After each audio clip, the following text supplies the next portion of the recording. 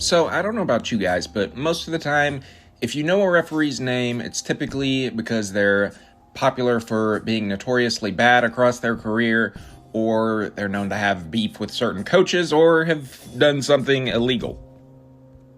Usually referees should probably aim to not have their names out in the public eye, as they are simply there to keep the rules of the game and make sure that those rules are upheld. We can all think of a few referees that typically want that recognition for themselves rather than the game itself.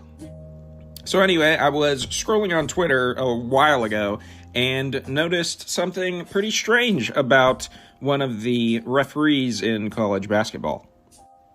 The high knees king himself, Jeffrey Anderson, is of course who I'm talking about in this video.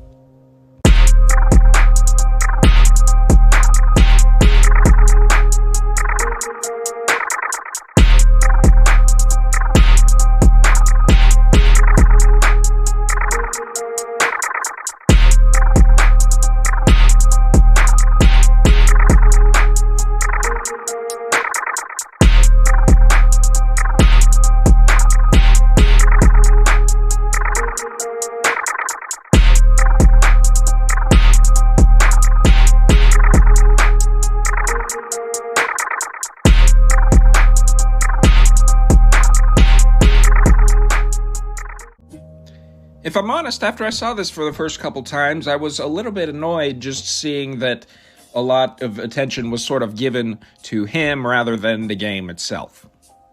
I was actually pretty wrong in my assumption that it was more of an attention-seeking thing. He quoted in 2020, people think it was some showboating and all this stuff. It really wasn't. It was to try and help me as far as my back goes and take some pressure off my knees. So the guy just basically heard from his chiropractor that he should run with the high knees. This basically mostly is just an appreciation post for a ref that sort of became popular and a name that we as fans know now that isn't trying to do anything nefarious or be overly obnoxious or biased in any way. I really can't even find anything bad or controversial about this referee, which is really something to say today for a referee that we know, other than last year when he reffed a few UConn games. He made a couple calls that Danny Hurley didn't like. But, I don't feel sorry for UConn fans ever, because they won it last year and Anderson reffed a couple of those games on their way to a championship. At the beginning of 2024, he went on an absolute tear reffing games early for the first couple weeks of the new year. He traveled nearly 10,000 miles.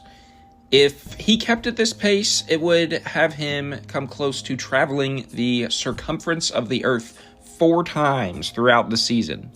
And how wholesome is this? He also helped out training new officials where he grew up in Rochester, New York. Maybe a lot of refs do this that I don't know about, but I just want it out there. I'm cool with anyone reffing my team's games if they are under the Jeff Anderson referee tree. It's no secret referees are pretty much struggling at every level of sports. The pay sucks. You subject yourself to getting screamed and yelled at, whether this is NBA superfans or, Little League parents at the ballpark. And I'm absolutely guilty of this. Certainly at higher level games, I'm the first one to stand up and boo if I see a bad call or something like that. In a way, that interaction is part of the game to a certain extent, but there are lines that can be crossed when you're doing that, and those lines are definitely different if you're at the park watching a Little League game as opposed to a college or pro stadium, I would say.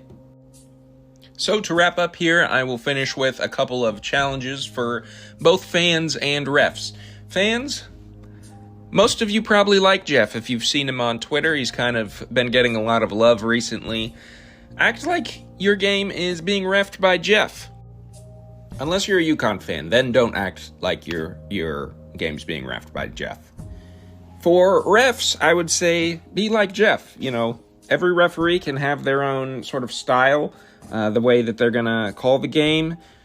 I think that most fans at the end of the day just want it consistent and that the rules are upheld, not attention taken away from players.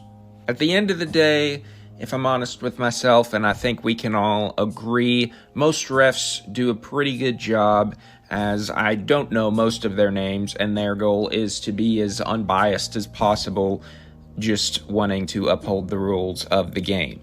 To finish out, I'll add a couple clips of what not to do when interacting with referees at ball games, as well as just a few clips from our main man, Jeff. Before that, just wanted to say really quickly, thank you so much for watching. My first video about the 2009 and 10 UK basketball team did much better than I thought it would the first few days, so if you're interested in that at all, feel free to take a look at that link in the description. That's all I've got, so I will see you guys in the next one. Thank you so much.